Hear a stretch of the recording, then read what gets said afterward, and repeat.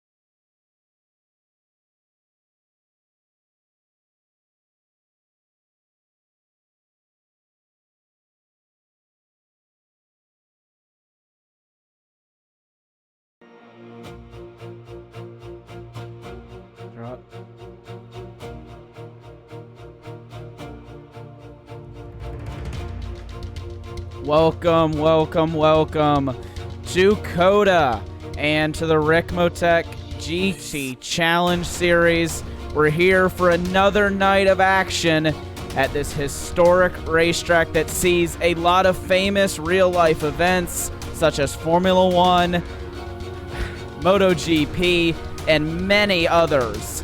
And tonight it plays host to this championship. Tyler Maxson in the commentary booth and Lee Thompson alongside me. Lee, we have some incredible racing to go tonight. We obviously have the GTLMs and the GTDs getting ready to set out.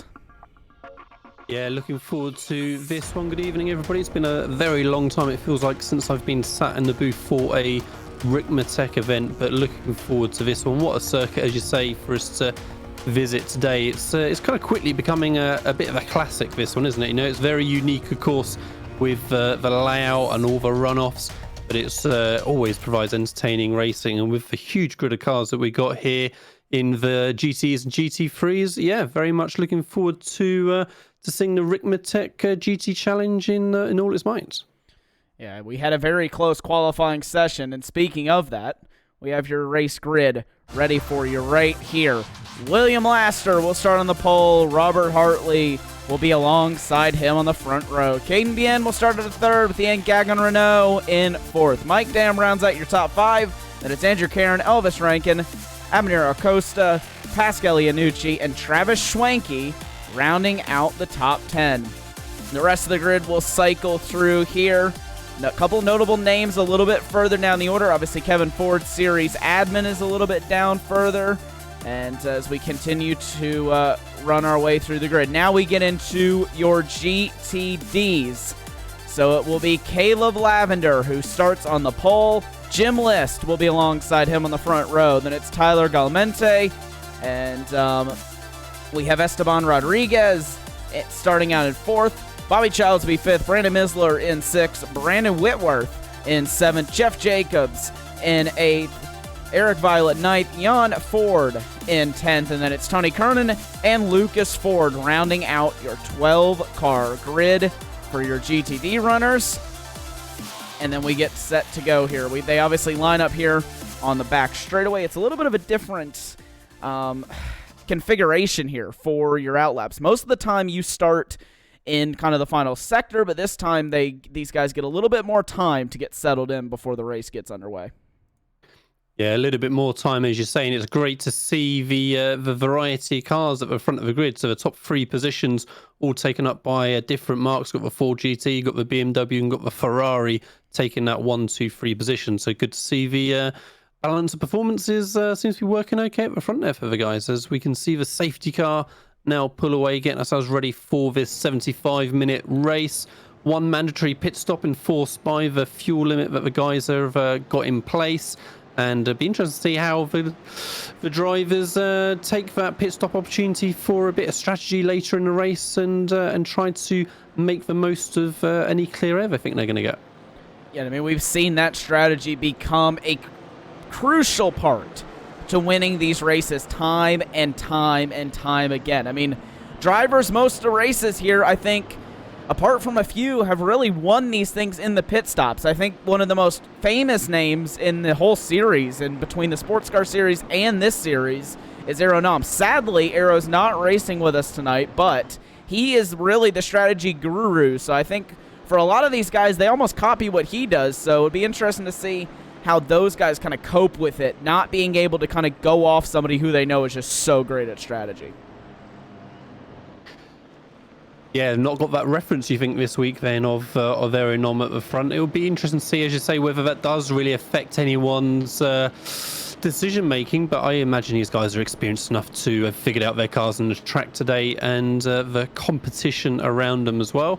And yeah, it'd be great to see how that pans out. About to see the safety car pulling off into pit lane any moment as the guys work their way up to the final corner. All line astern bunching up in the background as this field of GTs now work their way around that final corner onto the front straight. And when are they going to get going for that green? So we wait for William Laster to gun it here from the pole position. Obviously, under the control of the iRacing green flag. GTD will be under control of race control, but there you go. Green flag in the air. William Laster immediately having to defend there from a very good jump from Caden Bien. They're going to be 3 wide down into turn number 1. Laster, Bien will be in the middle. Hartley on the outside, and Bien spun round. Caden Bien round in the first corner, and someone's up over the top of him, it looks like. Horrid start for Caden Bien after what looked to be such an incredible getaway. Yeah, not great. 4 or 5 cars caught up in that. Kevin Ford, Lowski, Caden Bin, as you say, 3 of them, as the secondary class GTDs now get going as well. And they hopefully just going to be a little bit more patient into this turn 1. Not so big a field, of course. Let's see if they can make it through cleanly. It looks much, much better. There we go.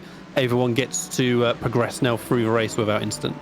Wonderful start then, but let's get a replay of what exactly happened here to Caden Bien on that restart. So you can see we just caught the tail end of it there. So now let's jump on board actually here with Caden Bien, because I'm interested to see whether he just got tagged from the rear. Yeah, that's exactly what happened. Just gets tagged from the rear, and then at that point is just a sitting duck in the middle of the racetrack. Nowhere to go, and gets clobbered by a few more cars, but that is a quite heavily damaged Ferrari 488. I think we can both agree on that one. Yeah, we saw on the outboard shot it was the Ford GT that just made a little bit of a lunge. We've got more instance now around the back of the circuit. Fortunately, sensible driving by Abner, then just waiting for the traffic to go before he tries to get turned around too much, and does a decent job of just being patient and waiting his turn as they're squabbling away in the back of the top 10 there. Battle for 9th position at the minute between the different marks. Again, we've got the Porsche, we've got the Ferrari there working their way around that infamous corner. I always think it's very Istanbul Turkey-like as they work their way through that never-ending turn 16, 17, 18 section, and already then about to finish up the first lap. Yeah, so a very quick first lap we have, especially with everything that's gone on, but we were just looking then at Ian Gagnon-Renault. Now we're up to his teammate, William Laster, who leads this event out over Robert Hartley. This isn't something that we've really seen from Hartley in these past few events, he's kind of just been at the tail end of the top 10, but he's gotten it all figured out here today, and he is really in form. He is all over your race leader, William Laster, in the 4GT. Obviously, we've seen that car be very, very quick this season, something that we really, I think, these guys have really gotten it perfect with their BOP that they've implemented for this season, because these cars are just oh so close, and you even alluded to that at the start of the race there with how there was three different manufacturers in the top 3.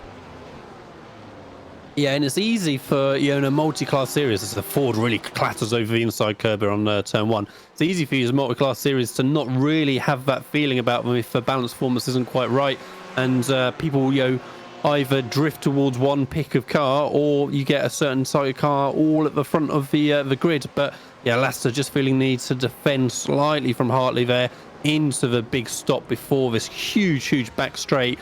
And what kind of a run is he going to get now through this next little sequence? It's so tight and fiddly through this second or third portion of the circuit, rather. We can see that wider line there for Hartley in the giant Beamer, of course, as he tries to keep that pressure on Laster, but nothing doing for now. Yeah, William Laster, obviously, he's one of the most calm and collected drivers, I think, in the league. We hardly ever see him make a mistake out of pressure. Now, I probably just commentators cursed him incredibly hard. Sorry about that, William, but we definitely don't usually see him make a whole lot of mistakes under pressure, so I'm sure this Hartley pounding all over the back of him isn't probably getting to him too bad thus far. No, it certainly doesn't look like it. So, yeah, Laster front, Hartley second. We've got a battle then further back in for this 9th position still between Alcrudo and Chan and Reeves as they're working their way through up that steep steel hill into turn 1. Well defended from the BMW, nothing too dramatic behind. Just a little bit of a lock-up, though, actually, on the apex from the Beamer. So that just caused the Porsche to get a much better run through the corner, but it's so tricky then through that fast right-left switch to keep that momentum, and the Porsche behind of Chan just has to settle back in. He was about to just have a quick run through the top 10. So yeah, Laster at front, Hartley in second, Dam in third, Karen in fourth with Rankin in fifth, Schwenke in sixth, Bell in seventh with Iannucci in eighth, Alcrudo in ninth, and Chan in 10th, which was that battle we were just watching a second ago. And then we'll check back in on your GTD runners. It's still Caleb Lavender all out on his own right now in the front. He's got a 0.6 of a second gap over Jim List. Now, behind List, there's Esteban Rodriguez as well, a Mercedes in the field, and it's Tyler Galmente. This is a very Mercedes-dominated field, is the GTD class. They occupy positions 2 all the way down to 7, so it is a long train of Mercedes cars here today, but it's the Audi who leads them, and then the next Audi's down in 8th, so it seems to me Caleb Lavender's definitely kind of punching above his weight here.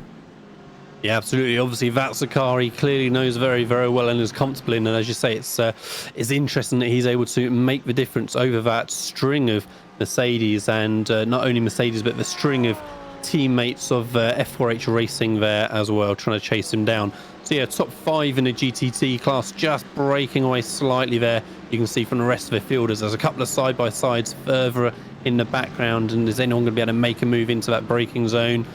Looks like everyone pretty much stayed as they were. Just a little bit defending here from Violet on Kernan, but on a spinner in front. Camera cuts to it just in time. Jim List gets themselves turned around. Fortunate not to collect anyone else. Almost does on the apex for Childs there, but fortunate that time to not cause more of a problem. So yeah, got it turned around quickly, but was a little bit eager maybe to get going. Was lucky not to collect anyone else. Still side by side. Yeah, obviously Childs in the only BMW in the field, so that's also another story. There is nobody else here today in a BMW in the GTD class, so it's wonderful to see Bobby Childs out there sporting that car, obviously with D2D Esports. But let's get another look here at what happened to Jim List, because we just kind of caught the aftermath of that incident. I think he might have gotten collected here. Yeah, I think he got tagged, and there you go. There's the contact. Round he will go. But like you said earlier, good of him not to get collected into anybody, but he nearly collected that Audi there of Tony Kernan. Yeah, didn't look great trying to do a pirouette in the middle of a track with the cars coming by. He just needed to wait a moment like we saw earlier on. Well, I can see a message then from Race Control, drive-through penalty for number 23 for that incident earlier on. So he is going to be making that visit to the pits. You can already see he's struggling down in that 26th position. So I'm kind of actually wondering here what happened to Ian Gagnon, because he wasn't involved in the turn 1 incident, I don't think. Was he? I think he's the Ford GT that made the tag. It was certainly that colour of livery on a Ford GT that made a little bit of that move into turn 1 and turned the front cars there. Certainly could have indeed. I'll definitely I don't actually quite remember the incident all that well, so I would assume that is 100% correct. So unfortunate there for Ian Gagnon. I mean, he started well up to the front of the field. Obviously, he's down 22 positions right now, so he started at a P4. So very unfortunate start to the day here for Ian Gagnon, and he's got a lot to make up now, considering we are 8 minutes into an hour and 15-minute race. That is not how you want to get your race started. No, absolutely. And you're right, with that P4 start, that absolutely 100% then was the car that turned P3 at the start, for sure. So yeah, Lasto, as you can see, still under lots and lots of pressure from Hartley, and not only Hartley, because we've still got Karen and Dam making this a 4-car train at the front of the field. Again, like we say, good to see the 3 different manufacturers there in the top 4 positions. And those BMWs, I'm always reluctant to comment on how just enormous they appear on track, because it's obviously just such a trope at this point, but it's you just can't ignore it as they dwarf over that Ford GT in front of them. Yeah, I mean, the Ford GT, obviously the smallest of the GT cars, and then you have the BMW M8 behind it. I mean, like you said, it really just makes that Ford look like a little midget almost. It's just so much bigger whenever it comes up behind you, but the Ford may be small, but it's definitely fast, and William Laster is definitely proving that today, out in the lead of this race, and he's led it so far from green flag, but we are only 10 minutes in, so anything can still happen. But the Ford GT is certainly good on its tires. We saw that at Daytona, that they were able to really kind of extend the tire life out of those cars, as well as the fuel window. They were able to go quite longer than everyone else, despite controlling the race from start to finish. Yeah, so it could be interesting, and so it could be a balance between, naturally how much kinder that car is on his tyres compared to how much pressure he's under. The BMWs look pretty comfortable there, don't they, following him and putting him under that pressure. So you dare say that Laster is maybe pushing that a bit harder and maybe counteracting that tyre life. But we shall see. It'll be interesting to see again how that plays into effects in the pit stops. Is anyone going to take no tyres? Are going to have a couple of cars just take 2 tyres? It'll be again interesting to see that dynamic of what people have tested during the week and feel is going to give them the edge. As already 5 laps into the race, the top 4 cars only broken away by sort of 4 seconds or so from 5th and 6th. So they're not streaking away, but they're just building on this little 4-car group at the front.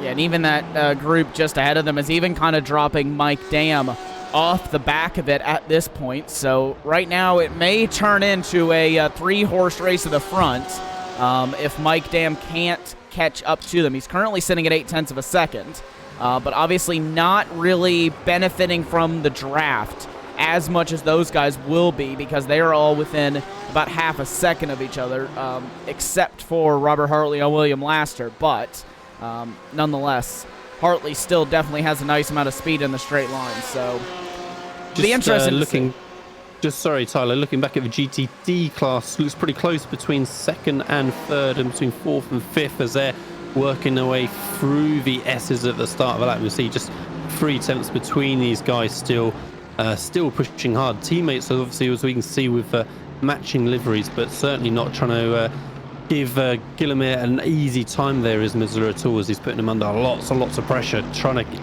push him on to actually keeps up with those cars in front. They are just getting dropped a little bit now, because it was that 5-car group we saw earlier on, and we can see that it's just dropping down now. As we can see, race control inform us that car number 61 is being given a warning for unsportsmanlike conduct. So interesting to know what that would be. Maybe a little bit of weaving under braking perhaps. And Mercedes in the background, there we go, perfect timing, off the track onto the long back straight. Jim List there just recovering. Looks like he should be able to get up to speed okay. I think he just overshot his braking going in, or maybe actually might have got tangled a little bit from Gagnon. The GTLMN car coming back through the field, so I wonder if they just tangled slightly. And here's a replay. We'll see exactly what happened. I think he just overshoots the braking point. But this was the car that got a warning for unsportsmanlike conduct. So it was a bit of a weird incident. I think he went over the inside curve, possibly got a slowdown penalty, and then was just trying to serve it like quite. Oh, no, I think he's got bigger problems than that.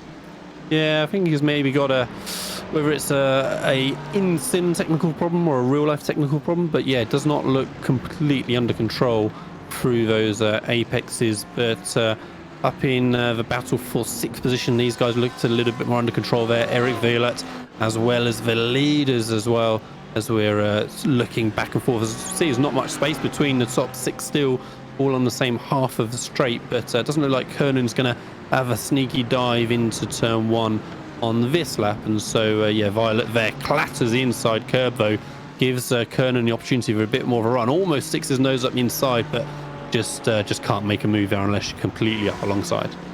Yeah, that corner really is just such a difficult one to make a move in, because even if you can get down the inside, it's very easy for the driver on the outside just to hold it there, and then he's got the inside for the next corner, and then good luck trying to get by there. It's nearly impossible to hang it 2x2 through the S's unless you are incredibly brave.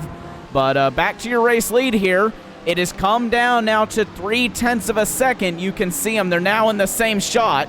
That's Esteban Rodriguez and Caleb Lavender, your current race leader. So they're now within half a second of each other as we work through just about 15 minutes into this race.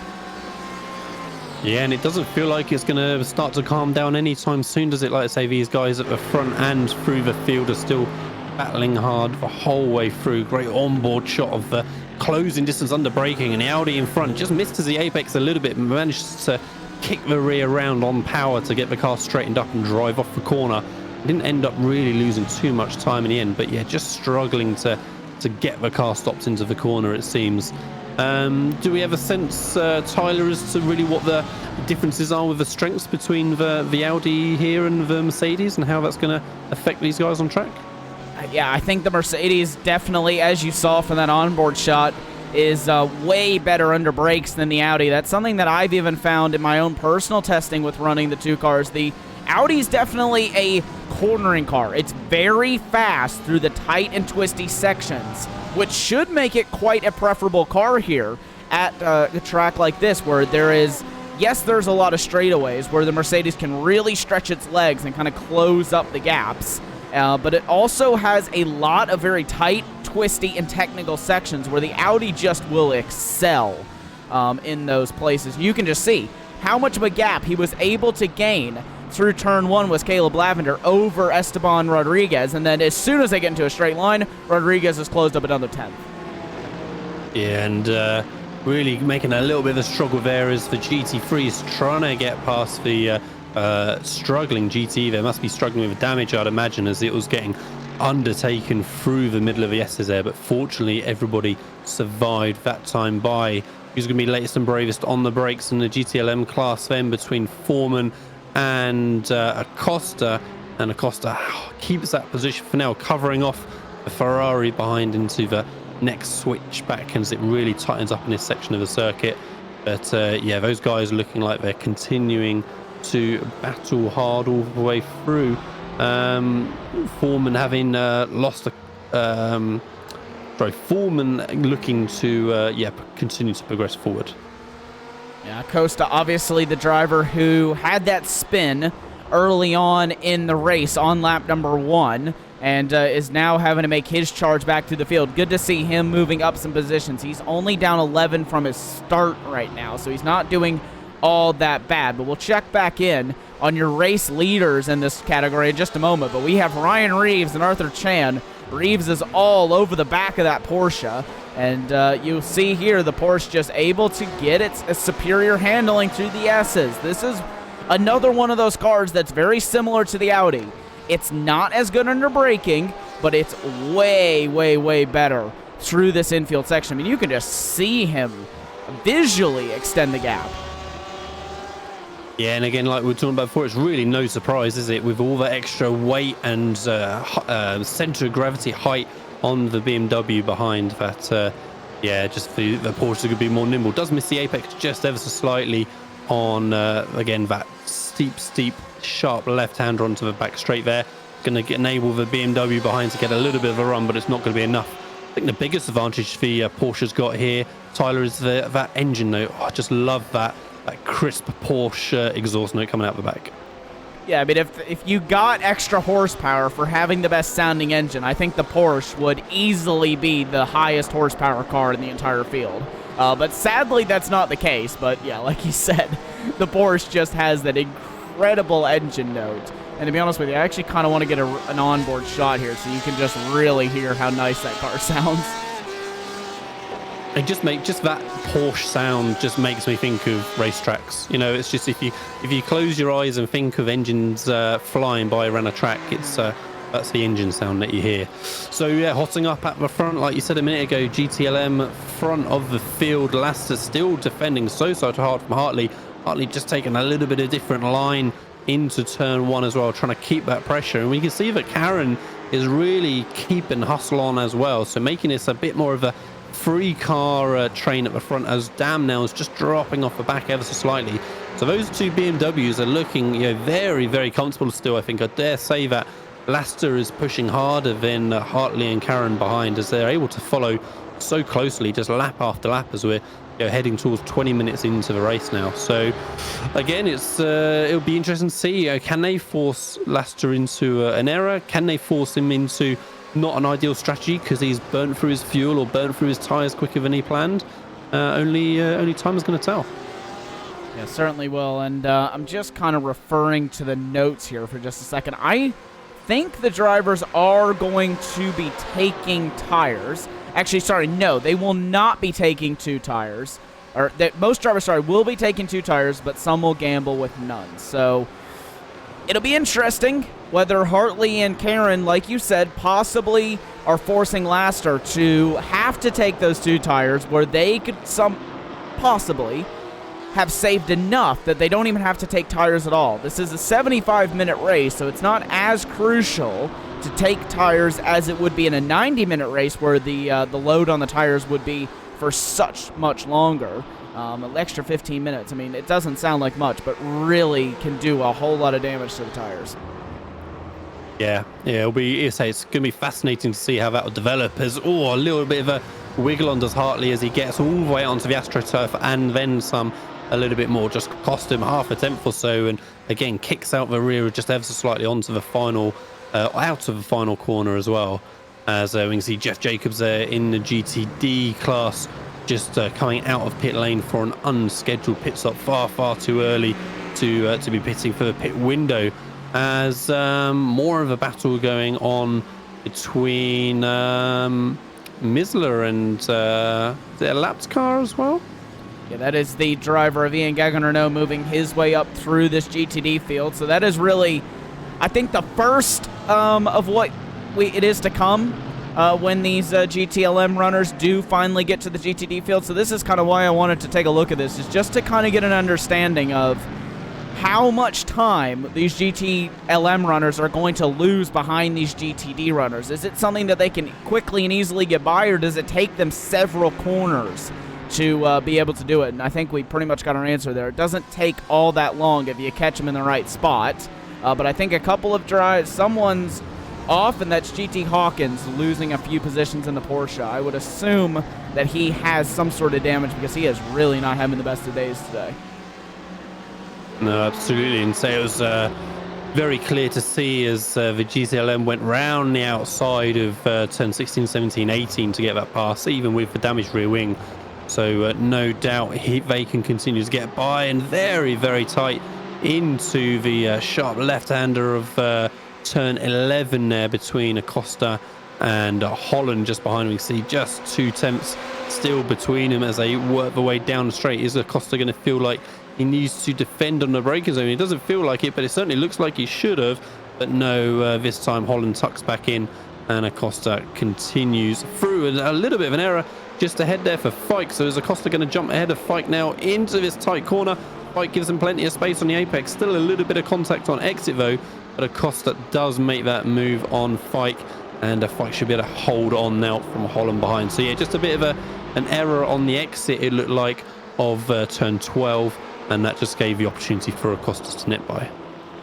And that's one of those things that this racetrack really does do. It punishes you so hard for the smallest mistakes. I mean, in that corner right there, you make a small mistake. If there's a driver behind you, it's quite easy for them just to slip a move down the inside of you, and there's really nothing that you can do to fight because it's very difficult to hang around the outside of that next double right.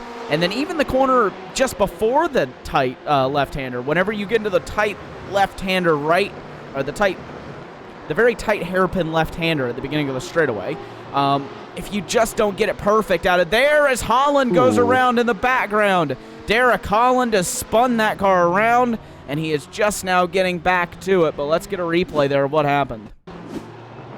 Just overcooked it on entry, didn't we? You can see how far the black lines on the tarmac extended before we cut to it there. It looks like he's just going to barrel into the corner. Rear's going to come round, nowhere near early enough getting on the brakes, and does his best to keep it pointing the right way. And the car behind there lucky to nip by unscathed as well. Yeah, that was an incredibly close call here for Chris Thorman. I actually want to see an onboard shot here of exactly how close that was for him, because I'm pretty sure that he missed the spinning car there of Derek Holland by millimeters. Wow, that was close. And that was a very good example of, in an accident like that, aim for the car ahead, because that car ahead is moving. Don't aim for the gap. You aim for where that car is, and by the time you get there, he's with a bit of luck gone as Ferrari almost getting completely out of shape there. Caden Bin just about gathering it back up, ends up still just nipping ahead of the BMW of Reeves behind. But yeah, that all just built up. It looked like just a corner or two earlier from a little bit of an error there from Reeves, allowing Bin that opportunity to try to nip by. Yeah, certainly did, but look at this. We have side-by-side for second place, and Andrew Cairn is around, stopped in the middle of the road, and that is unfortunate because he has lost nearly 3.5 seconds on that incident. So let's see how it happens. It goes far too far onto the AstroTurf, it looked like, on the run, trying to get the cutback, using all of that space on the approach to the corner, that crazy, wide approach that they're having to turn one on this unique design of the circuit, and just looked a bit desperate, really, didn't it? It looked like the move wasn't really on, and he just threw it in, say, coming off the AstroTurf, trying to cut up the inside of Hartley, and yeah, fortunate not to make contact and cause more damage. Interestingly, as we looked at that replay, Leicester ahead had already gapped Hartley just by a second or so, so I wonder if maybe Hartley had a little bit of an issue earlier in that lap, and that was why Karen decided that was the moment. It was a now or never situation. Yeah, I would assume that was the reason, because, I mean, that looked, like you said, very desperate from Andrew Cairn. I think that was a case of, I need to make this position, and I need to get it now so that William Laster doesn't get any much farther ahead. Obviously, Robert Hartley is no slouch of a driver. He's 9,700 I rating for a reason. I mean, the guy definitely knows how to race and how to defend well, and he's proven that time and time again in the sports car series with some of his incredible defensive drives. And obviously not the easiest driver to get around, so Andrew Cairn thought that he needed to really push the limits of what that BMW could do, and didn't quite pay off for him, because now he's 4 seconds behind the man who he was trying to pass. Yeah, and it looks like he's pushing very, very hard, trying to recover that time. We can see him taking wider lines than the Porsche behind and just drifting out a little bit further to the edge of the track than perhaps was ideal. So he maybe needs to gather his thoughts again, get himself back together. It's still a long race to go, 50 minutes still of the race, still enough time to, of course, gain 4 seconds of his car in front, as we again see him missing the apex. So it feels like just the heart rate needs to come down a little bit, doesn't it? And he needs to get back into the rhythm and hit his marks again. Yeah, it's so hard to do that as well whenever you've had a spin like that, and that's Hartley. He's off, and he's nearly into the wall. So Hartley has spun it out just as we were talking about mistakes and needing to calm it down. Hartley seemed to need to do the same, because he went for a spin, and that was all on his own too. Rear end just snapped on him. Yeah, we could see through the first slight left-hand kink, it just steps out ever so slightly. He tries to catch it, and just there it goes. You hear the tyre squeal initially, and then, like I say, the pendulum, that's the thing about that BMW, so much weight there, that pendulum just snaps right back, and he had no chance at all. So it's really interesting. Yeah, it feels like the tables are completely turned. I felt like through the first section of the race, it was Laster that was the one under pressure, and Hartley and Karen looked like the ones under control behind him. And all of a sudden, unforced errors from Karen and from Hartley, and Laster now has got a 5-second gap at the front. And that's exactly what he would want to see as well. Now he really doesn't have to push. I mean, even if he was pushing before, he certainly doesn't have to now. He can back it off just a little bit, extend that fuel like he did in Daytona. Now, this is something that him and his teammates were able to do in Daytona. He and Ian Gagnon-Renault when they were out in control of the race, they looked super, super dominant. And really, no one was able to touch them once they got at a draft range. So, if I were these guys behind, such as Andrew Karen, Mike Dam, and some of these other guys, I would be very worried right now with William Laster out in clean air, because we saw what happened at Daytona. They took a dominant victory over everyone when they did that.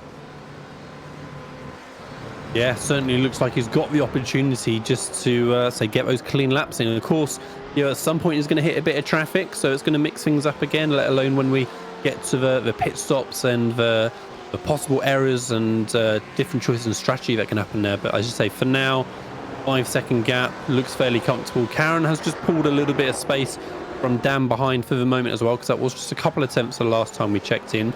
But we can see on the track map now, pretty much the whole track is covered by cars. So that traffic is definitely going to start coming into play as the two different classes we've got here start to really get in amongst each other. Yeah, certainly will. And if you look at about the middle point in the track map, you will see an orange dot with a 1 on it. That is your race leader in GTD. That's Caleb Lavender in the GTR SimSport Audi.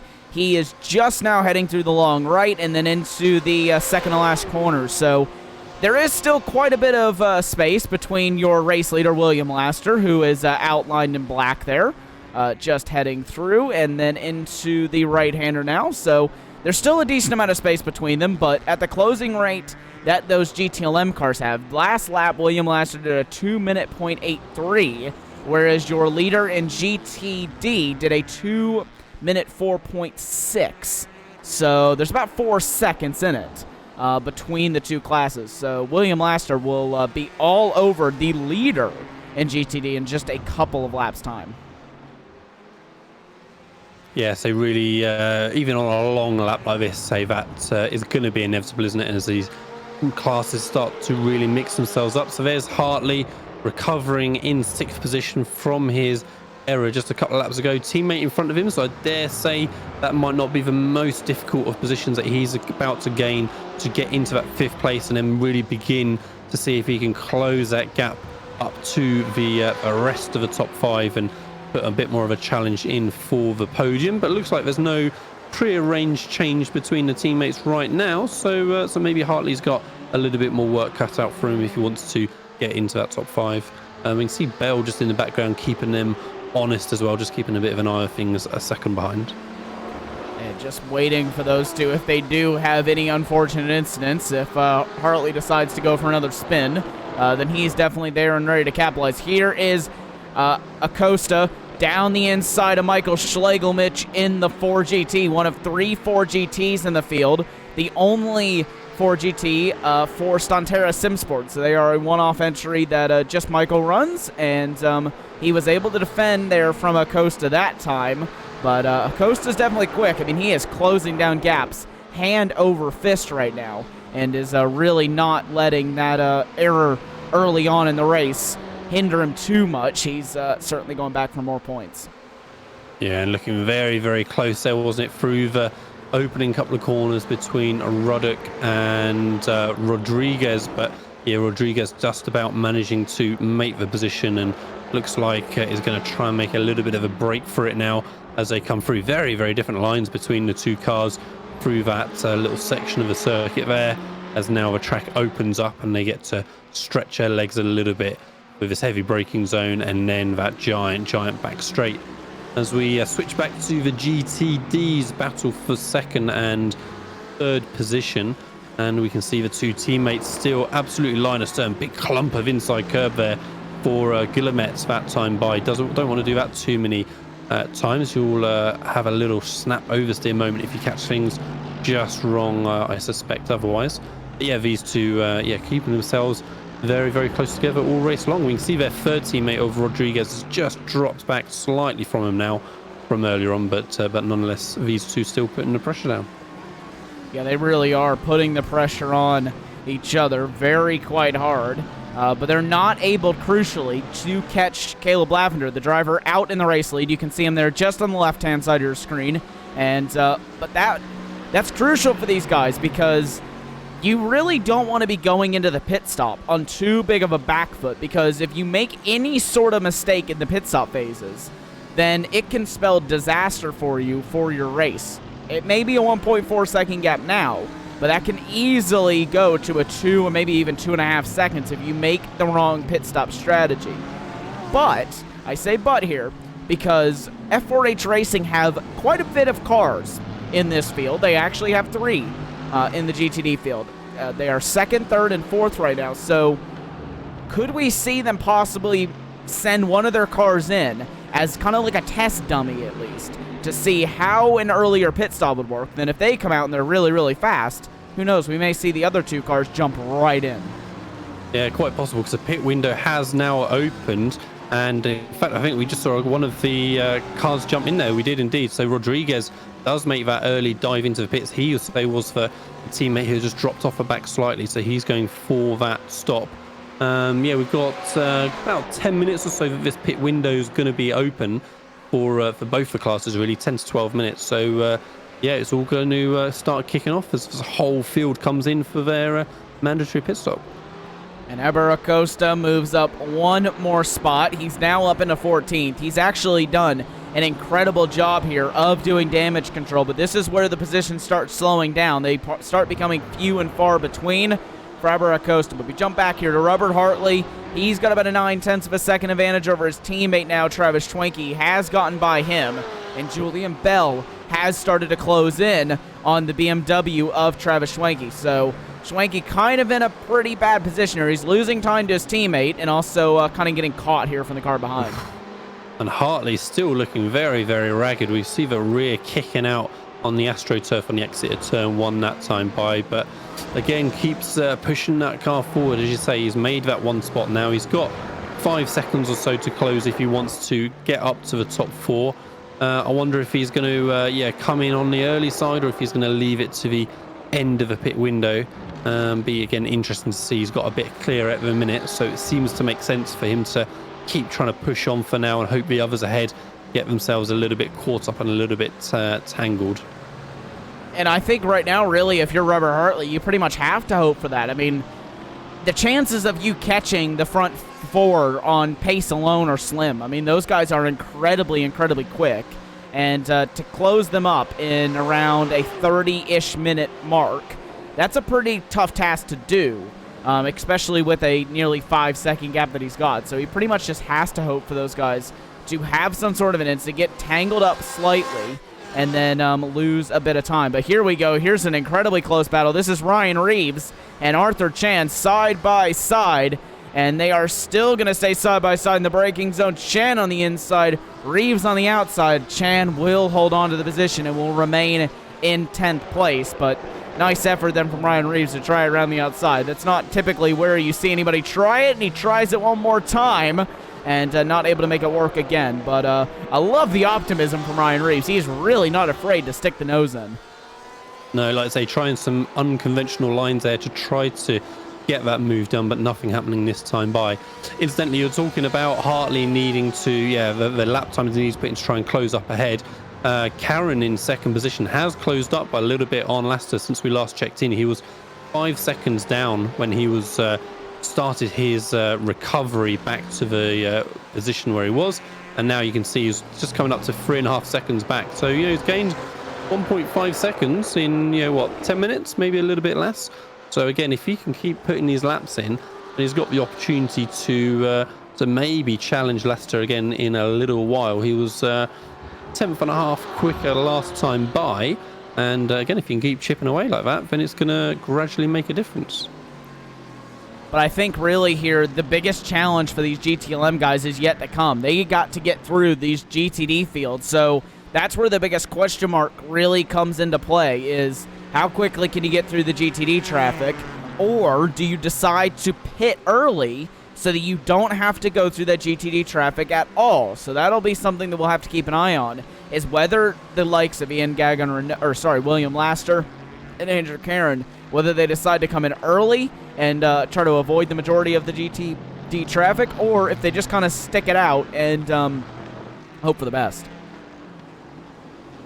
Yeah, it's just going to be a little bit luck of a draw, a little bit of their experience from the rest of the season and the rest of the driving that they've done through these cars in the multi-class series.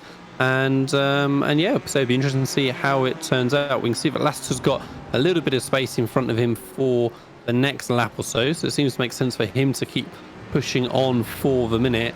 And in fact, this little bit section of the track is looking reasonably quiet for now. So these guys should be okay for the time being. Just that one Mercedes to get by, as Mike Dam pits from third position, as does Rankin in fourth, actually. So after me saying that there was maybe no rush for coming in, Dam, Rankin, and now Hartley all come in from third, fourth, and fifth in the GTLM class to make their mandatory pit stop. So Schwenker continues by, Iannucci comes in as well. So that puts Schwenker temporarily up into a podium spot. Travis Schwenke, like you said, temporarily up into a podium spot. Gain Bien obviously moved up as well, in that he's actually not in that bad of a position. We haven't really kept an eye on Caden Bien here, but he's even made a nice recovery drive, despite obviously the four of them into the pit stop. But being back to 8th after having that big incident on lap 1 it's actually quite a nice recovery drive, considering we're only 39 minutes into the race. Absolutely. Just looking at the pit lane times for those guys, looks like Elvis Rankin is the winner this time by nearly 3 seconds quicker in pit lane than Rob Hartley and Iannucci, and a couple of seconds or a second and a half quicker than Mike Dam. So that looked like a good run through the pit lane for Rankin that time by. But just only allowed him to be on the back of Mike Dam, that we can see there. We'll actually quickly ride on board here with Elvis Rankin. You can really just see how close he is to Mike Dam. Mike Dam all over the back of Andre Sanders then, just ahead of him. Dam sends it down the inside. Ooh. We have a perfect view of that one. And Sanders gets a little bit scared there. I don't think he really quite knew what Mike Dam was doing. And that's going to allow Elvis Rankin to get the run onto the back straightaway and move up that position. So he is now within 0.3 of a second on Mike Dam. Let's see whether William Lasher decides to come in. No, he does not. Does Andrew Caron decide to come in? No, he does not. Let's see if Travis Schwenke decides to come in, because obviously now we are 40 minutes in, and we only have about 35 more minutes to go. So not a whole lot more time. And yes, Schwenke does come in this time.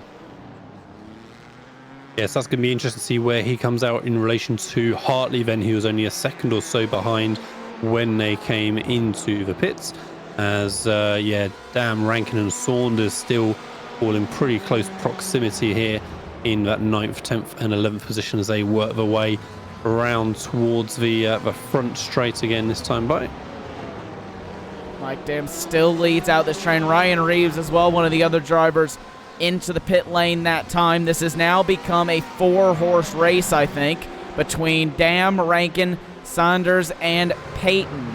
All just there. You can see Payton just in the background. And even, you could even say Schlegelmich is also involved in this one. He's about a second behind David Payton. But these guys are about a 4 or 5 car train at the moment, and they're certainly not letting up. But we're going to check out another battle just a little bit deeper on in the field. You can see Ryan Reeves coming out of the pit lane. Oh, he gets a tap from the back from a lapped car and has to pull off to the side of the racetrack, and I think that's going to be his day over. So unfortunate for him.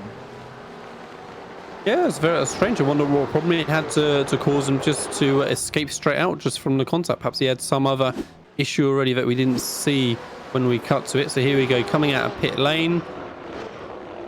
Looks pretty comfortable at the minute. A little bit of a tag from the outside. It didn't sound like it, somehow damaged the engine or anything like that. So I wonder if maybe he'd already had a problem in pit lane. Maybe he had a speeding penalty or something like that and just decided with the contact. That was enough, but yeah, it seemed a bit of a strange one that time by, as Foreman gets passed by Iannucci there into turn 11. So Thorman able to get by the lap car, now chasing down Pascal Iannucci. But let's jump back forward here. Mike Dam, Elvis Rankin, and Andre Sanders. They're all still incredibly close here. Rankin now 0.6 of a second behind Mike Dam in that Ferrari. So Elvis Rankin starting, he's lost a little bit of time to Mike Dam ahead of him, but it's not too much. Nothing where he needs to be alarmed just yet. And he still has quite a bit of time left to do it. I mean, he has another 30 minutes now, just over, time to close that gap down. But William Laster still yet to pit in this one. And before we go to a commercial break, let's just check in on your GTD runners here. So it is starting to come down at the top. Tyler Galamente is closing in just that little bit on Caleb Lavender and Brandon Misler as well, just behind his teammate. Yeah, let's hold off on an advert break, I think, until the rest of the front runners have taken their pit stop. We can see all of the top 6 are yet to pit. So as you say, it's going to be really interesting to see where everyone filters out once they're completed. Just another couple of minutes or so, and they should be all wrapped up. Misler and Guillemette still just keeping each other company this whole race. There's never been more than half a second between them practically the entire race, and even they've closed just slightly now on Lavender as well, who had begun to gap them a little bit a few laps ago. And again, is any of them going to be making their dive into the pits there? None of them, of course, have made their stop as of yet, and they all continue by for one more time. Anyone else at the front pit that time? No. So in the GTLM, again, they're all carrying on that time by as well. And we're right up to the limit now as to what the predictions were in advance for when that pit window was going to close. So it seems like these guys are able just to stretch it out for one more lap, perhaps. Yeah, these guys really are doing an incredible job of saving fuel. We've seen that time and time again in the GTD cars, that these guys really can just save a lot of fuel. Now, especially the guys at the front, I've noticed the guys who are at the front week in and week out, the Tyler Galmente, Brandon Misler, some of the other guys, Brandon Whitworth even, he's been at the front quite a bit as he actually goes up on the jacks here, and we'll get a couple of new fresh tires. But the F4H guys and D2D guys, the guys who work just consistently up at the front, seem to be incredible at saving the fuel and really maximizing the potential fuel window that they can get out of those GTD Mercedes, and obviously Caleb Lavender in the Audi. But that car, in general, I think the Audi's quite a good car on its fuel, whereas the Mercedes kind of likes to drink a little bit more. But these guys certainly doing an amazing job at saving as much as possible and really extending that fuel window out. Yeah, so a couple more cars into pit lane now. So Fike and Slogamike into the pits this time. As we can see right on cue, Fike coming into his pit box right there. Again, not seeing too many other cars coming in right at this moment. So where is Laster on track? Here we go as he comes through that tight, twisty middle of the track. Surely this time by is when these guys have got to be coming in. But we've only got 30 seconds or so to find out. Still got that 3.5 second gap from Karen behind. So Karen hasn't managed to chip away any further since we last looked in on their relationship. And then we can see that Bin is a further 20 seconds back. So a little bit out of the picture for now. So here comes Laster then through the penultimate corner. Is he going to cut across the track? He's not. He can do yet another lap still. Same it seems for Karen. So these guys just continuing on. God knows what their cars are running on now as we are say 46 and a half minutes into the race. But yeah, they're able to continue on. They are able to continue on, but I'm sure that these guys are going to be coming in here pretty soon because they are starting to catch up to the back of your GTD runners, the front end of your GTD runners now. They are starting to close in on. Let's just get a little bit on board here with William Laster through the S section. You can just see whenever he's in clean air how fast he's really able to go. I mean, just so smooth he is through this section. That's what I say. You're right. He is fast, but it doesn't look it, does it? You know, you just hear the throttle. He's just letting it roll off the throttle into those fast corners. Just looks measured and under control. and that's how you get the lap time out of the cars. You know, it's smooth as fast. Channon, we can see, has come into pits now in the GTLM class, so that just leaves a top 5 now in GTLM still yet to pit. Channel's the next one to blink in there. In the GTD, still the top 3 haven't pitted either, so still waiting for them all to come in too. So still a few drivers yet to pit, like you said. It'll be interesting when the top 5 actually decide to pit, because these guys really have extended their fuel window out quite a bit longer than what was expected for GTLM. I mean, GTLM was expected to only close at about the 44-minute mark, and these guys are already up to the 47-minute mark. But obviously the majority of the field had to come in at the beginning of that fuel window and come in very early at about the 30-ish minute mark. But these guys able to really extend that fuel, and to be honest with you, I'm actually kind of surprised that Laster's been able to extend the fuel as much as he has been able to, considering he's been out in the race lead for all 48 minutes of this race. Absolutely. And again, the fact that I thought he was under pressure in the first, 10-15 laps at least from the BMWs behind, and yet that seems maybe not to have been the case. Karen's gained a lot of time this lap, as you can see on the lap time coming up at the top of the timing screen there on the left. Half a second gained that last time by, so he's brought that down into 3 seconds. And then, right as you've been saying, Tyler, we can see up ahead now for Laster, he's got these GTD cars coming up. So is he going to get onto the back of them in a sensible part of the circuit for them, or is it actually going to cost him some significant time to Karen behind, who we can see gaining more again in this opening sector of lap, down to 2.7 seconds now through those super fast sweeping corners.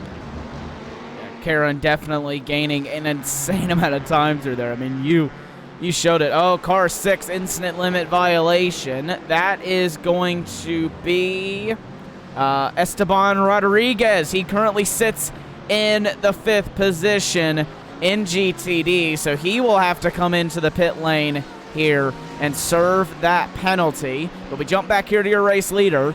I think that he is going to catch them in pretty much the worst possible place that you could catch GTD cars, and he's also got to go through some GTLM traffic, same class traffic, in the form of the 80, I believe. Yeah, it looks like these guys are battling hard as well, so they're not going to be watching their mirrors looking at what's going on behind. They're just concentrating on their own battle, and it's really going to be up to Laster to get by and catches that Porsche just at the wrong moment on the apex, but Porsche gets himself well out of the way, staying off to almost a different circuit at the end there. But to be fair, look, if Laster comes in now, he's lost a tiny bit of time to that Porsche, which wasn't expected because he's so much slower, and actually he's judged his perfection. He's not quite got onto the back of a GTD. So is he diving in? He's not. He's prepared to accept the traffic. Karen does come in though. This could be a good call from Karen. You know, he's dived in whilst he had the clean track. Now Laster's got a little bit of traffic. Can Karen get that 2-second advantage that he needs from when he pitted in? It was going to be interesting to see, and Laster sends it up the inside, trying to get through the traffic, gets the first one, but you can see he's still got now the top 3 cars in GTD to get past, and the first one is very kind to him, heads off way offline super early, and cost himself a huge amount of time to allow Laster by there. That was very generous. Extremely generous indeed. You can see a very big kind of slide then from William Laster. Very well caught, though, I will have to say. I mean, that could have been catastrophic for him if that had snapped that little bit harder, and that could have been race-ending if he had hit that outside wall. But like you said, the first of the GTD runners, very kind to him. Brandon Misler was definitely very kind to his F4H Racing teammate. Now, you have to keep in mind, too, he's going by his teammates in a different class right now. So you know these guys are definitely going to be a bit nicer to him than they will be to Andrew Karen if Andrew Karen actually has to come around to lap them. Karen has come out in 3rd place, but I'm not too sure that this strategy from William Laster was the way to go. I think Karen may actually take over the race lead here if he can keep his pace up that he had before the pit stops. Yeah, certainly feels like he's got a good chance. Looks like his time on pit lane was pretty good from Karen. So he was up there with the quickest cars stationary in his pit box. And we can just see now how much Laster's going to be getting held up through these sweeping corners And the Audi, just a little dab on the brakes, gets onto the outside a little bit more. Lasseter trying to come up the inside, but he's not going to get the position into the corner. I think the Audi's not going to give it up. So Lasseter has to come way off the apex. Can he cut into the pit lane? He's still not interested, still continuing on for yet another lap. And now he's got one lap of clear traffic to try and make that breakaway. I dare say that Karen might have made up that time. Can we have a quick look and see where Karen is in terms of traffic around him? Has he got some clear traffic? Look at that empty track around him, Tyler, compared to what Lasseter's had to deal with. So if Karen's actually been able to hold his nerve, surely he's been able to put in a good outlap, and he's going to be right in there, I think, for whenever it is that Lasseter does make a stop. It can be in as well into the pit lane, but like you said, Andrew Karen, he has pretty much clear track as far as the eye can see. Right now, the nearest traffic is entering the S section. Actually, now is going through the S's section. So, to say that Andrew Karen has a monstrosity amount of open track ahead of him is definitely an understatement, because he is going to be he's going to like this situation indeed, because while William Laster has just now gotten through that GTD traffic and has lost all that time, Andrew Karen won't actually have to deal with that. He will just be able to, other than this one GTD car, he's just going to be able to have clear track and pretty much hot lap here to the end of the race. Yes, however, I am now confused by our situation because... Lasseter hasn't yet. For some reason, I'd imagined that Lasseter had stopped. So everything is fine. Karen managed to get past the Mercedes there, which was his one car that he needed to deal with. So I think he was ended up stuck behind him a little bit longer than expected, but for sure now he's got the clear track. Lasseter's last lap time of a 2:02.7 was pretty reasonable considering the traffic he had around him. So again, we're just gonna have to wait and see what Andrew Karen's lap time is going to be like to compare. That is something that I will definitely be interested in keeping an eye on, is what kind of lap time Andrew Karen is able to do. But William Laster is into the pit lane, so overall race leader in. Now let's keep an eye here on where he will come out in comparison to Andrew Karen. I'm just now getting the track map set up here so that we can see exactly where those two relate to each other. Yeah, we can see then Karen already coming around the penultimate corner, but Lasseter is at the very end of the pit lane, isn't he? So pretty much once he drives out of his pit box, he can just get on with it and start rocketing up towards turn one. So here we go then. Karen is onto the front straight. Lasseter now is just moving off his pit box. Look, very final pit box, straight onto the power. It's going to be a big speed difference, but Lasseter looks like he might have a chance to hold on to it. Where is Karen? On the outside, and he wasn't quite enough. It wasn't quite enough that time by 0.6 of a second. So 2 seconds were gained for Karen through that sequence, but yeah, it just wasn't quite enough. Lasseter judged it to perfection, and now he's got the clear track in front of him. But that is maybe all the gap that Andrew Karen needs. Now he's incredibly close. He's all over the back of your race leader is Andrew Karen. He is really, really close indeed. Those two were pretty much side by side just as we cut away. Pretty much worst time we possibly could have done that, but nonetheless, we are still watching this battle. And I think it's just a matter of time right now until Andrew Karen gets by William Laster, because he looks like he's got the superior handling and superior pace at this point.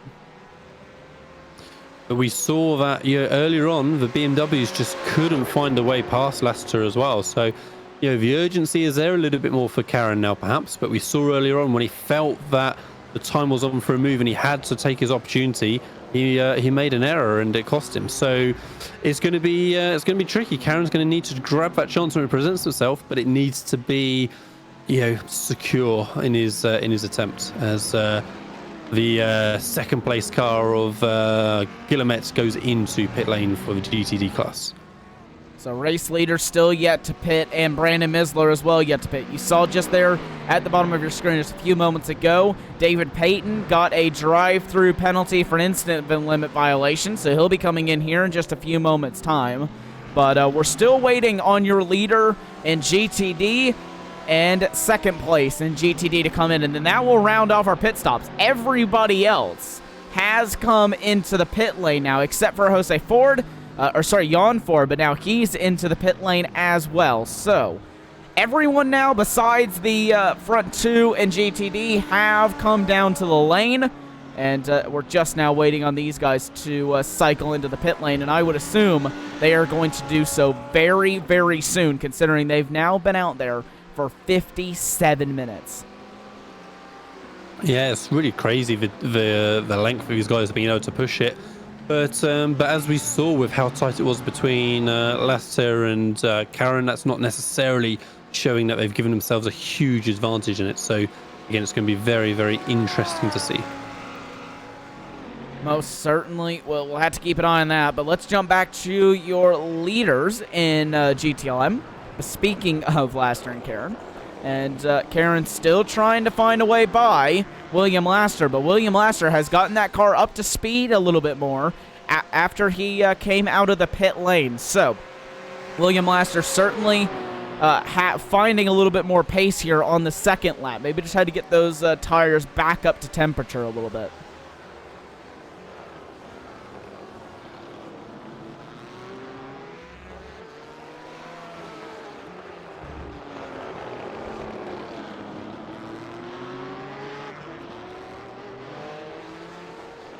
As these guys work their way now through the final sector on the racetrack, you can just see how close these guys are. Let's quickly jump on board here with Andrew Karen. Let's just kind of get an idea of him through the long right-hander. He lost quite a bit of time. He had a lot of understeer over William Laster, but then look at him just kind of close that gap back up just that tiniest bit through that fast sweeping corner. And then now he'll do the exact same here, heading onto the front straightaway. So the difference between the cars seems to be minimalistic at this point. It's pretty much all about who can get the better exit, who has the better tires to the end. From what I would understand, it would be William Laster. But look at this. Brandon Misler has jumped Caleb Lavender in the pit stops. Lavender with an atrocious pit stop phase. He has lost the race lead, and now Brandon Misler for F4H Racing has taken it from him.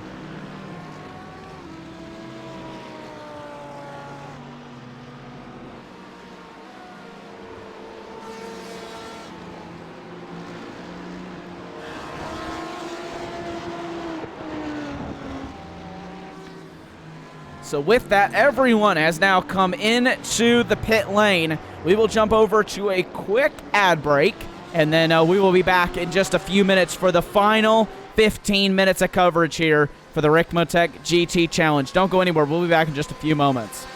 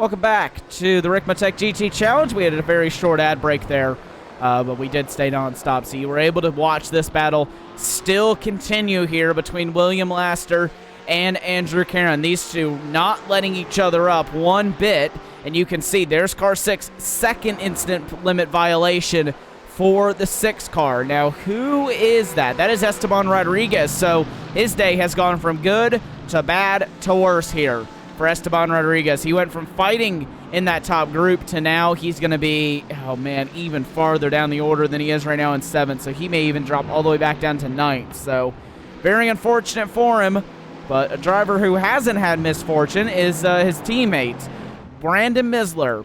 He overtook Caleb Lavender in the pit stop phases and hasn't looked back since. He is currently in the race lead by 2.1 seconds over the Audi. So the Audi that looks so dominant in the opening phases of this race is now starting to fall back.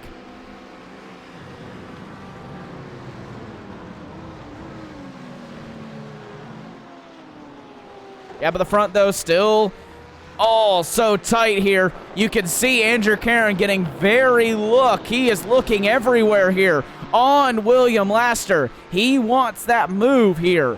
Does Andrew Caron? He does not want to wait any longer. And you can see Laster runs wide. Nearly a bit of contact there. There may have even been a slight touch from Andrew Caron behind William Laster. But nonetheless, they both continue on, and they're both continuing straight here. But this is getting incredibly close between these two, and you can tell Laster, if he wasn't pushing before, he is certainly pushing now.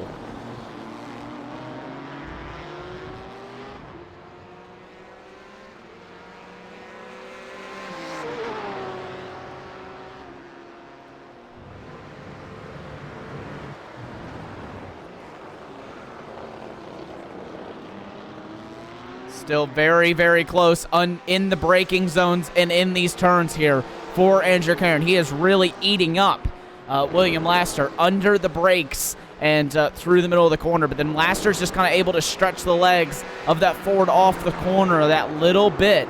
And I'm actually kind of surprised that Caron's able to close up so much through the middle of the corner, because to be honest with you, the BMW usually isn't as fast as the Ford through the center part of that corner. So interesting dynamic here that Caron's able to roll a little bit more speed through there, but that may just be honestly down to how deep he's chucking that car into the corner. Yeah, it looks like, as you say, Caron's just needing to take a breather now a little bit to have another go at Laster and make that attempt again.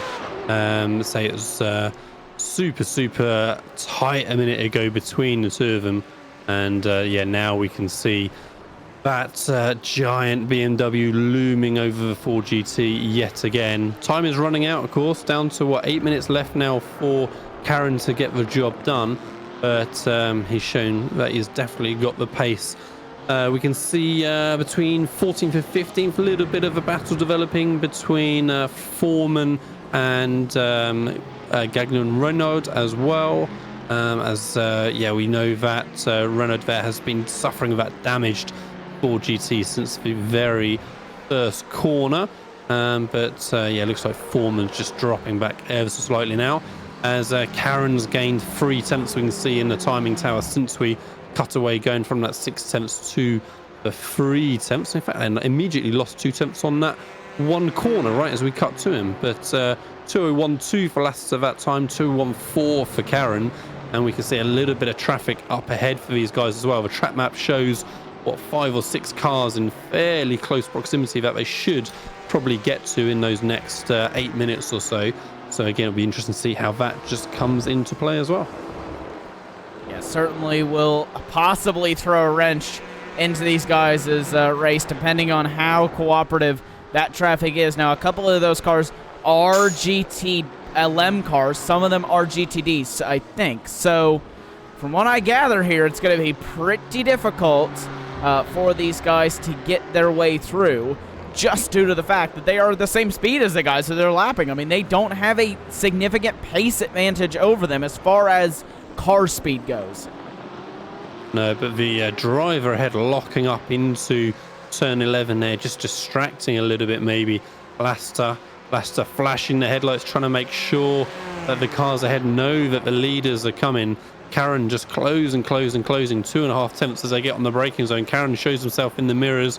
The front of that Ford GT dives down as a BMW dutifully gets out of the way of the leaders in the braking zone, and Laster can have a little sigh of relief that he's got one less car to have to deal with Karen breathing all over his neck in these last couple of minutes of this Ricmotech GT Challenge 75-minute race. It's been pretty frantic the whole way through, Tyler. I'm really kind of pleased and surprised that we didn't really have much of a middle section of a race where things just calmed down and we kind of waited for it to kick off again. It's just been non-stop.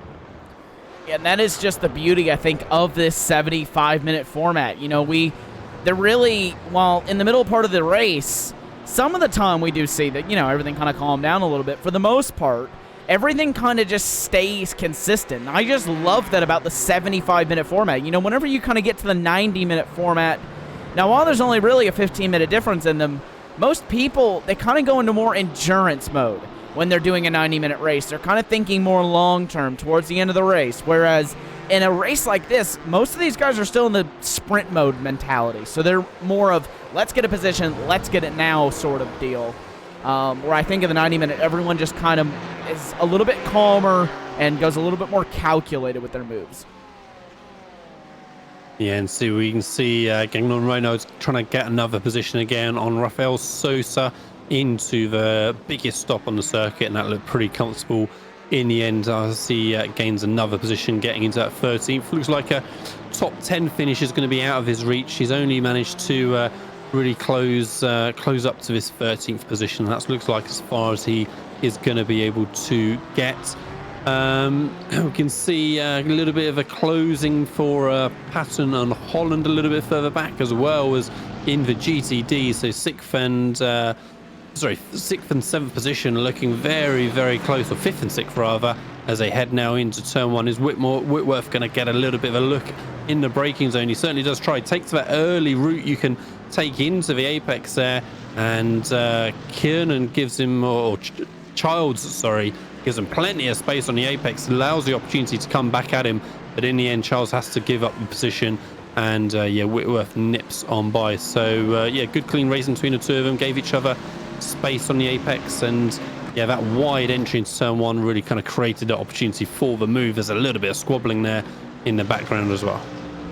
We'll jump back here to your race leader. The gap has started to extend out just that little bit.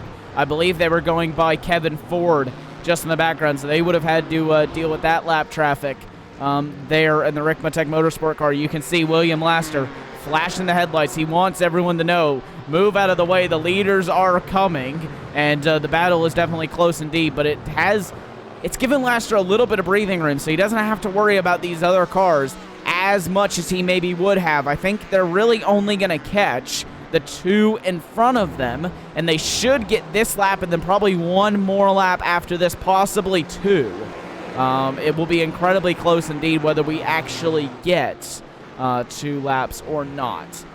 We'll have to wait and see on that one though, but nonetheless, the gap is still decently close to the front, but it has extended out a little bit since the last time we checked in. Yeah, we see Laster pushing harder and harder, even before that little off track there on the exit. I was going to say that earlier on we were talking about how smooth and calm Laster looked in the car, but I'm starting to see more and more twitches now mid-corners. He's really trying to push the limits of what that Ford GT will do, and so he needs every little bit of time at the minute with that half a second gap still back to Karen. Back in 5th place in the GTLMs, we've got Bin trying to close up on Rankin ahead. So Bin hasn't really looked like he's been an opportunity to challenge for some time. So he's now got this opportunity to try and make that 4th position. How much of a tow is he going to get down this back straight? Doesn't look like the timing tower is really showing that gap dropping enough. It's only gone down 100th the whole way down that lap practically. Now 200ths just at the end, and 14th and 15th between Sosa and Foreman. Very, very tight in turn 1. There's a little bit of a switch back there for Foreman to get that position through turn 1. Nicely done to cut back up on the exit and get a drive off the corner. But COTA looking to keep them under a bit of pressure for now. Yeah, these guys have been really all over each other. I've just been kind of watching this battle here for the last couple of minutes, and these guys have not let either one get away all that much. But let's jump back up to the battle for 4th place here between Ben and Rankin. There you go, car 64, instant limit violation number 2. So obviously this track proving to be quite the challenge for these guys on the incident limit. This car 64 car is still like just trying to figure. Sorry, that is David Payton in your GTLM battle. So he will lose quite a few positions with that, but nothing too crucial there. You can see Rankin just overshooting the corner just slightly, and that's going to cost him a bit of time, but Bien not able to do anything with it. He tried around the outside, couldn't make it work, and I believe Laster and Karen have taken their final lap, and they will take the checkered flag this time by, so we need to jump back to your race leader. He won't have much traffic indeed. I don't think that'll be enough for Karen to be able to close up the gap. No, it looks like that challenge from Karen has just petered out a little bit just in the closing stages. So he had that one good run getting down to 0.2, and as you said, maybe even a little bit of contact between them very briefly, and that looks like that was as much as he had to give. So whether this is Laster's just found a little edge at the end here, or whether Karen has just lost a little bit of edge, it'll be interesting to hear from the guys at the end. But yeah, down to 3 seconds all of a sudden now for Karen. So I wonder if has he maybe made an error with his fuel calculation? He didn't put enough fuel in because he's all of a sudden dropping back. But nonetheless, it shows that Laster is going to have this all sewn up as he comes through the last few corners. So we'll come through the final few corners, and I believe, yes, it will be. That will be the end of the Ricmotech GT Challenge here from COTA. William Laster out of the final corner will take the checkered flag in the win in GTD. What a drive from William Laster to extend it to a 3.3 second advantage at the end over Andrew Karen. Another great drive from him. This battle still isn't over though in GTD, or in GTLM, sorry. Caden Bien leads this train out. He has gotten by Elvis Rankin. Rankin is down in 5th place. Hartley's just behind him, but they won't be able to do anything different. It will be Caden Bien who will come home in 4th, Rankin in 5th, and Robert Hartley will come home in 6th. Let's check in on your GTD leader. He's just about to come across the line. Brandon Misler, round the final corner, wins in GTD and wins for F4H Racing over Caleb Lavender, who looked like he was going to claim it for oh so long, and then miscalculation in the fuel, or in the pit stop phases, ended up costing him it.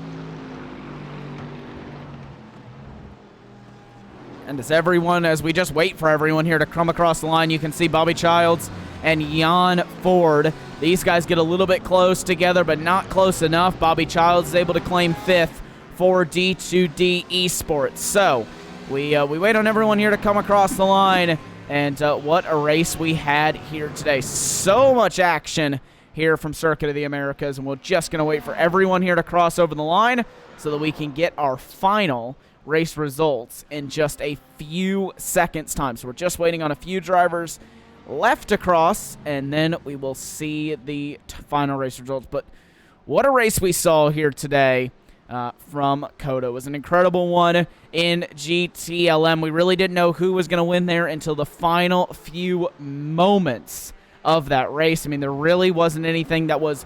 We didn't have a surefire winner, I don't think, in either class. While it did look like Caleb Lavender had it all sewed up for so much of that race, it just wasn't meant to be for him. So he just wasn't able to claim it then in the end. And again, just waiting on some of these guys to finish up their races. And here we go. Final race results are up on your screen now. William Laster claims the win by 3.3 seconds over Andrew Karen. Mike Dam comes home in 3rd. Caden Bien and Elvis Rankin, that's your top 5. Then it's Robert Hartley, Travis Schwenke, Pascal Iannucci, Aber Acosta, and Miguel R. Crudo. Rounding out your top 10. Then it's Arthur Chan, Michael Schlegelmich, Ian Gagnon Renault, Chris Thorman, and Rafael Sosa. That's your top 15. Then as we go down just a little bit more, there's Russ Ruddick, Derek Holland, David Payton in 18th, Jordy Fike in 19th, and Los Skidiolio rounds out your top 20. 21st is Raymond Rodriguez. Then we get down into your GTD runners. Brandon Misler takes the win over Caleb Lavender. Tyler Galmente comes home in third with Brandon Whitworth and Bobby Childs in fifth. And then the rest of the grid, the rest of the finishers cycling through on your screen. A couple of other drivers with some unluck. Kevin Ford, Ryan Reeves, those involved in a very unlucky race. Jim List as well. Lucas Ford didn't take the start of that one. So, several drivers. We're just going to wait on these guys to jump over into our interview room for us today, and then we can hopefully speak with the winner in GTLM and the winner in GTD. So as we wait just a few moments for those guys to jump over, we're actually going to quickly go to another just quick commercial break here, and then when we come back, we will have post-race interviews here from COTA.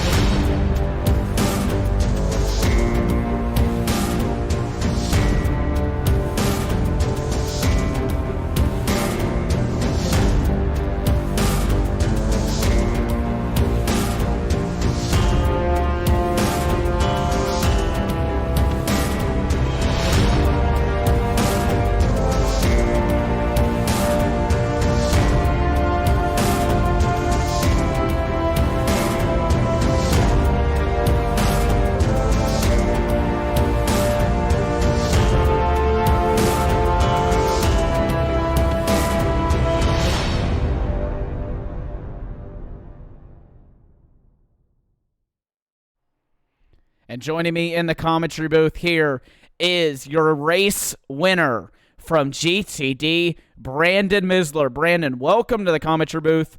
What a race that was from you. You took it in the pit stop phases over Caleb Lavender. Talk us through that one and talk us through that pit stop phase.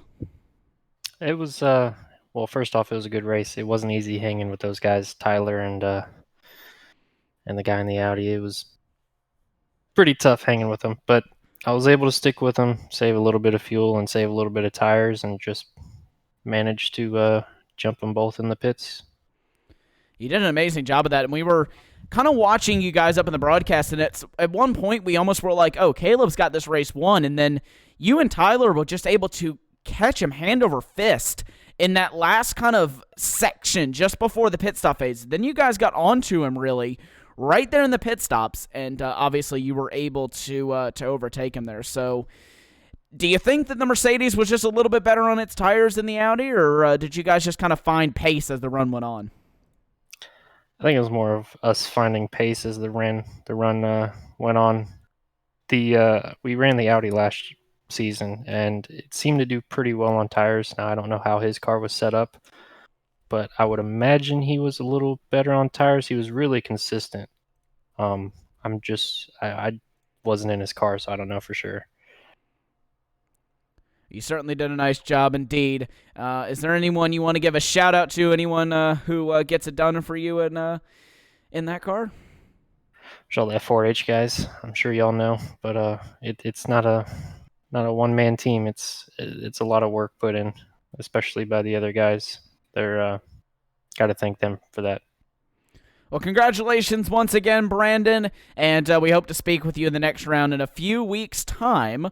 I'm not sure exactly where we head to, but I'm sure it'll be a great race nonetheless.